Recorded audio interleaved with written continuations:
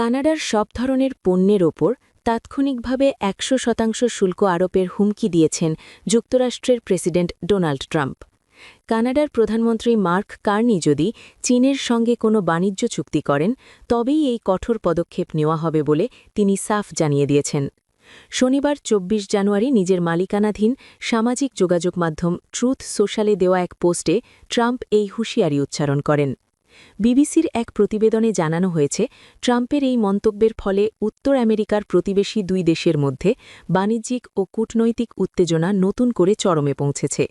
Trump সতর্ক করে বলেন যে কানাডা যদি চীনের পণ্যের জন্য যুক্তরাষ্ট্রের প্রবেশদ্বার বা ড্রপ অফ পোর্ট হিসাবে ব্যবহৃত হওয়ার চেষ্টা করে তবে তা হবে একটি মারাত্মক ভুল। সুইৎজারল্যান্ডের দাভোসে বিশ্ব অর্থনৈতিক ফোরামের সম্মেলনে কানাডার প্রধানমন্ত্রী মার্ক কার্নি বিশ্বের বৃহৎ শক্তিগুলোর সমালোচনা করার পর থেকেই ট্রাম্পের সঙ্গে তার সম্পর্কের অবনতি ঘটে। সম্প্রতি প্রধানমন্ত্রী কার্নি চীনের প্রেসিডেন্ট সি জিনপিংয়ের সঙ্গে এক বৈঠকে মিলিত হন এবং বৈদ্যুতিক গাড়িসহ বিভিন্ন খাতে একটি বাণিজ্য চুক্তিতে পৌঁছানোর ঘোষণা দেন। শুরুতে ট্রাম্প এই সম্ভাব্য চুক্তির প্রশংসা করলেও এখন তিনি অবস্থান পরিবর্তন করে কঠোর শুল্কের হুমকি দিচ্ছেন।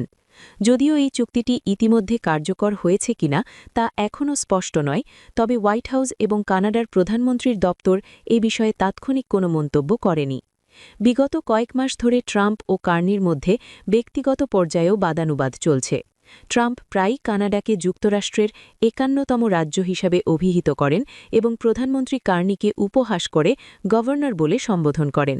এমনকি কানাডাকে পুরোপুরি অধিগ্রহণের ইঙ্গিতও এর আগে ট্রাম্পের পক্ষ থেকে এসেছে।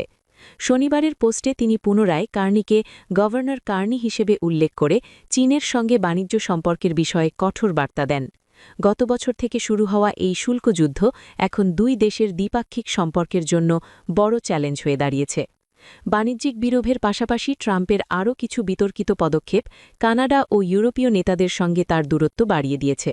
বিশেষ করে গ্রিনল্যান্ড দখলের চেষ্টা এবং ন্যাটো জোট সম্পর্কে ট্রাম্পের বিরূপ মন্তব্য পশ্চিমা মিত্রদের মধ্যে উদ্বেগের সৃষ্টি করেছে।